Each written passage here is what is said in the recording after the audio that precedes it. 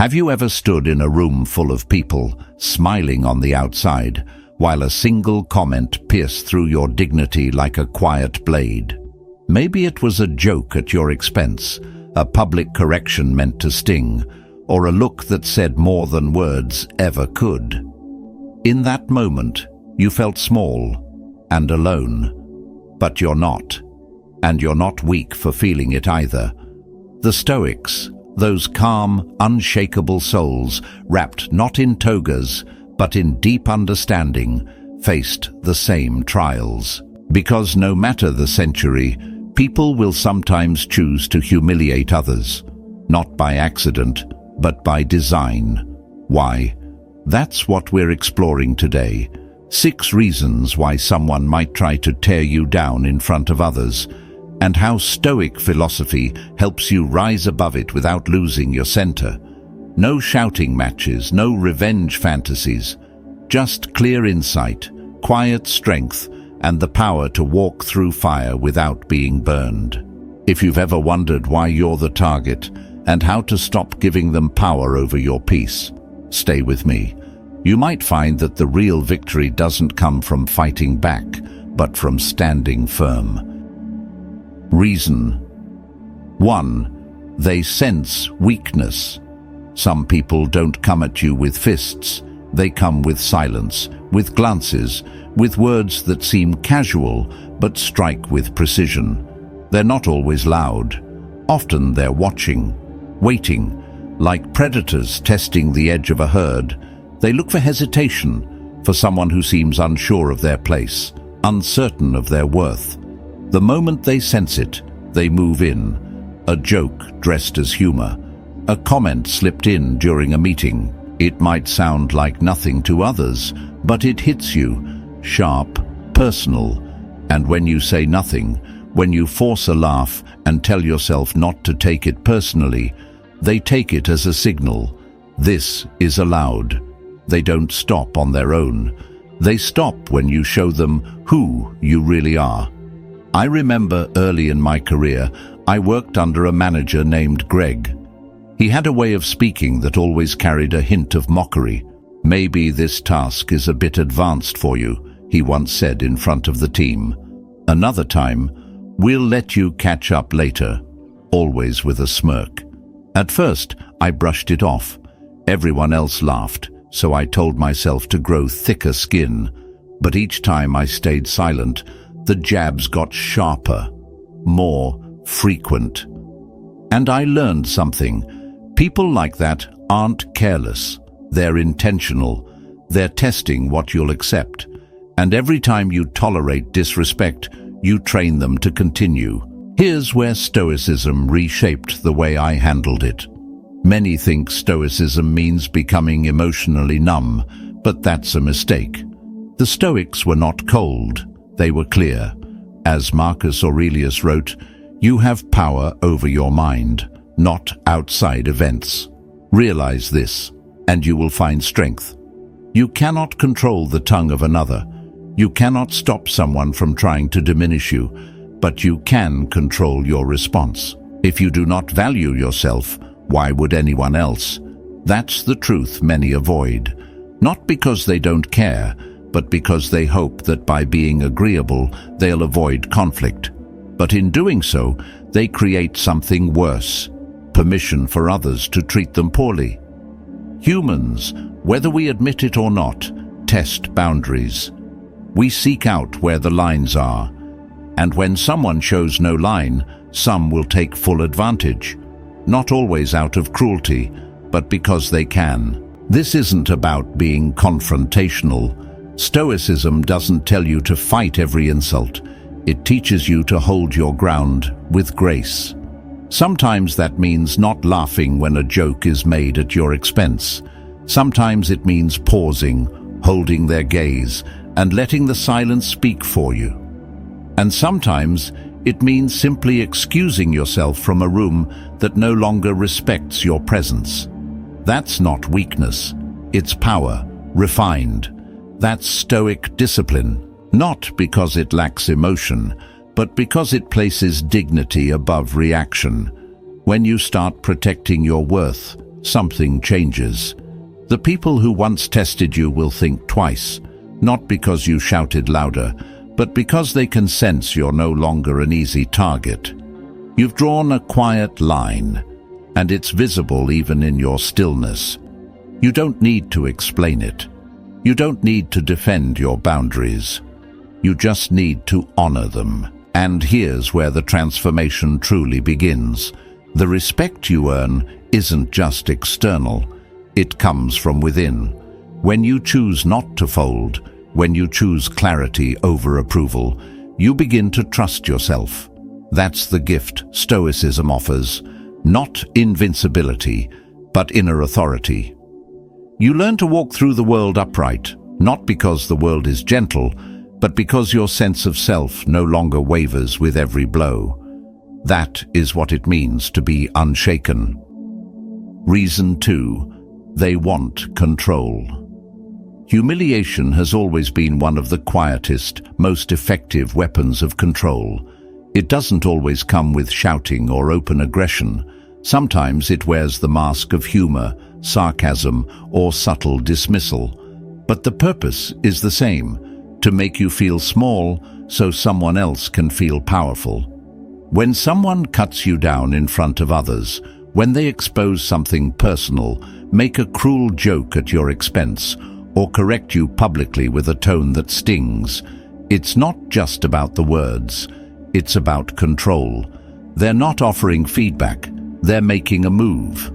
One meant to shake your confidence, to force you into shrinking so they can stand taller by contrast. But here's what's often hidden beneath the surface.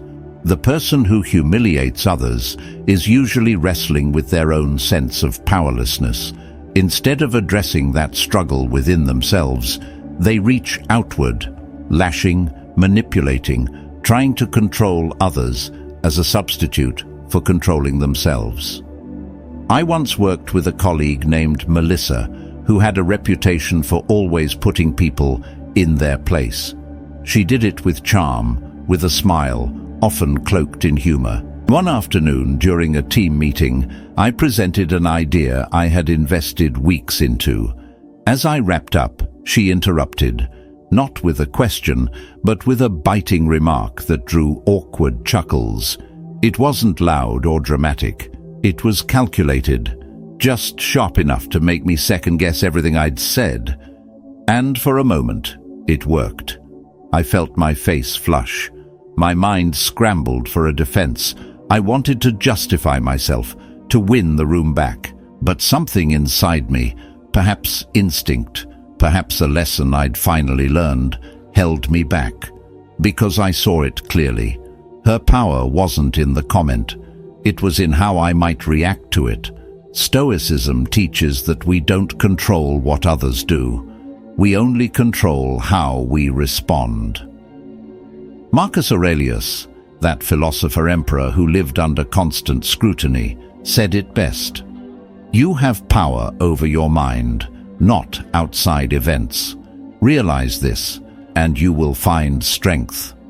People will try to humiliate you. It's inevitable. Sometimes in front of an audience, sometimes behind your back, and you can't stop them from trying. But you can refuse to let them succeed. You can reject the lie they're selling, that you are somehow less than, unworthy, undeserving of space. Control only works when you believe you have none. Humiliation only stings when you've handed someone else the authority to define your worth.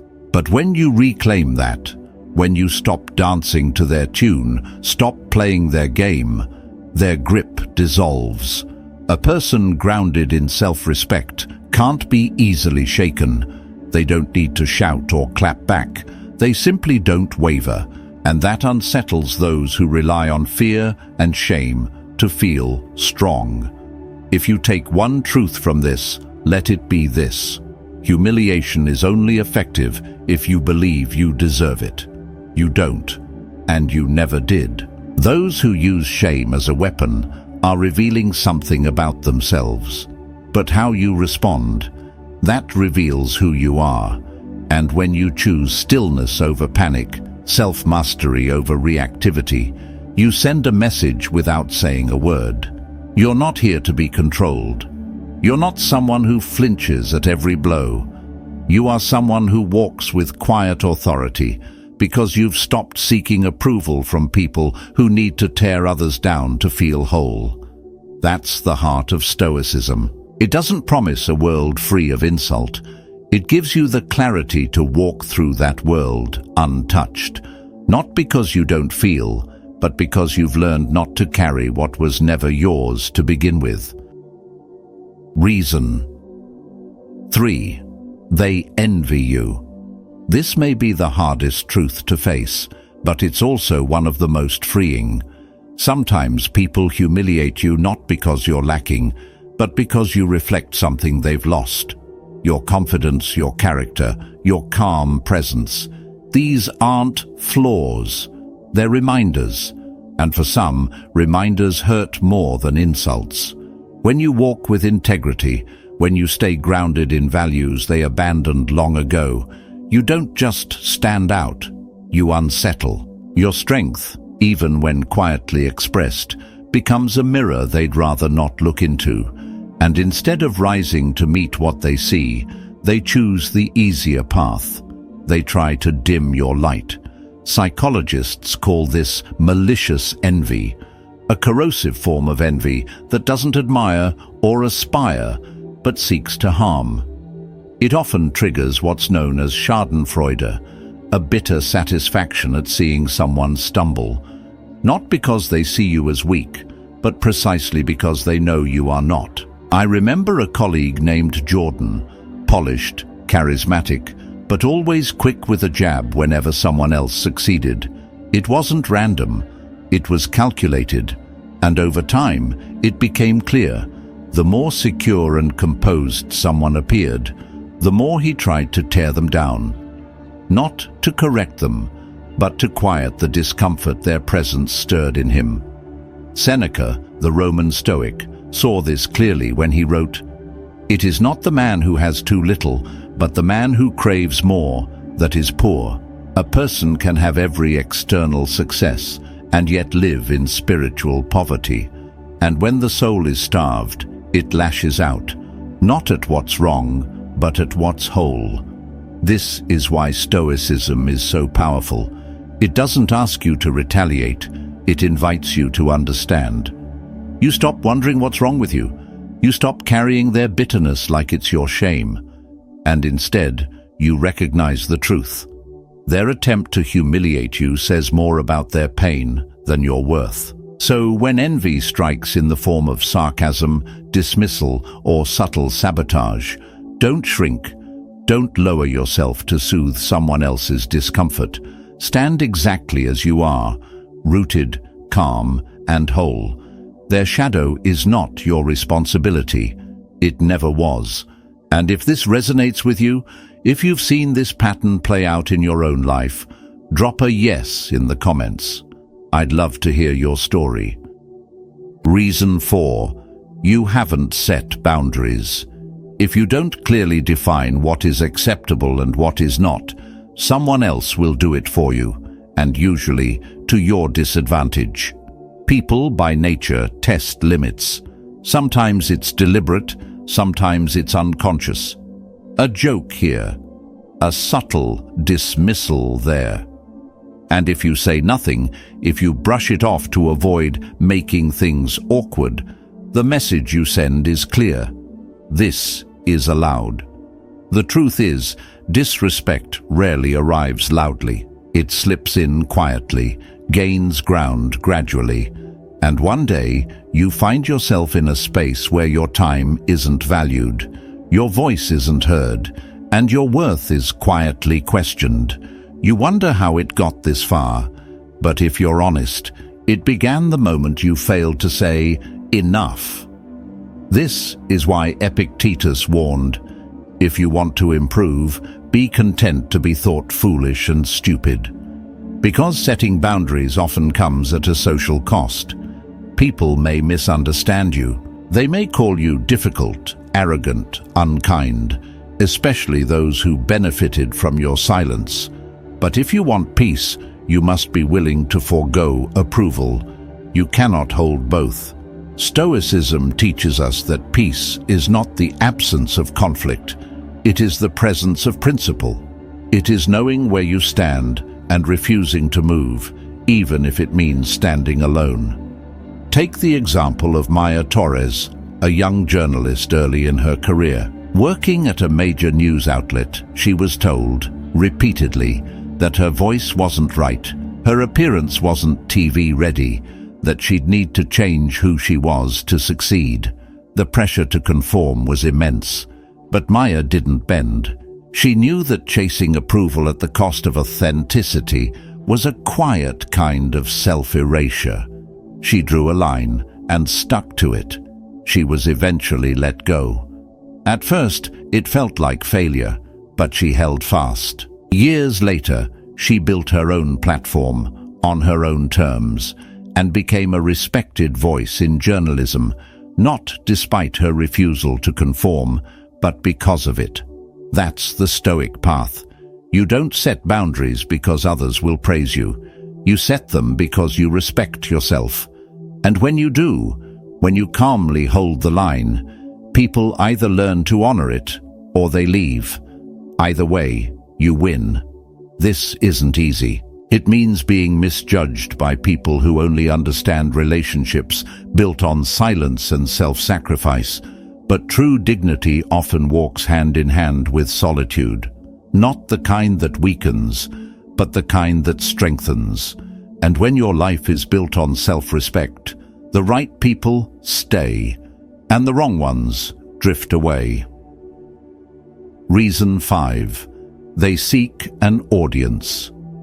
Humiliation, like performance, craves a stage, and most often a crowd. It rarely unfolds in private. Why? Because without spectators, the one attempting to humiliate holds no power. Their words echo back at them, weightless. But with a crowd, their cruelty gains momentum. It becomes a spectacle, and they, for a moment, feel important. You've likely seen this play out. In a boardroom, when a manager publicly cuts down a colleague, not to correct, but to assert dominance. In school, when a group targets the quietest student, not because they did anything wrong, but because they stood alone. The choice of target has little to do with weakness and everything to do with isolation. That's what bullies seek. Someone they believe no one will protect. And the crowd? They often become silent accomplices, not out of malice, but out of fear. Social psychology calls it de-individuation, a state where people, submerged in a group, abandon their individual judgment. They laugh when they don't mean to, stay quiet when they should speak, because deep down they fear becoming the next target. The one leading the humiliation understands this. They weaponize the silence, the laughter. They turn shame into a performance, and your discomfort into applause. But here's the Stoic truth. What looks like dominance is often just desperation. A person who needs an audience to feel powerful is already showing you their weakness, because true strength never needs a spotlight. Look at Marcus Aurelius, Emperor of Rome, commanding armies and empires, surrounded by men who bowed to his every word. And yet, he remained humble, restrained. He didn't humiliate others to affirm his power. In fact, he warned against the value of crowd approval. "The opinion of 10,000 men is of no value," he wrote, "if none of them know anything about the subject."